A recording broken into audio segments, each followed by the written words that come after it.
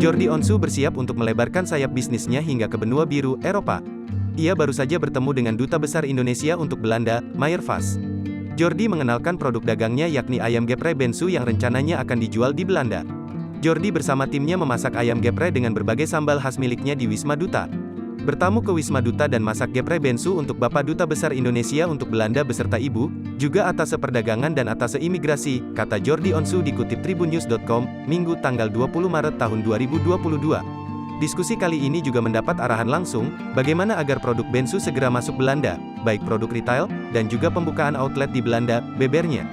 Dalam sebuah video juga terlihat Jordi menjelaskan soal sambal-sambal yang dibuatnya bersama tim dan beberapa menu ayam geprek.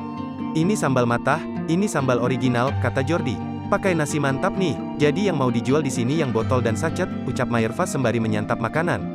Sambal kita buat di sini, bumbunya yang kita bawa kita ada ayam geprek, yang keju dan original, terang Jordi lagi.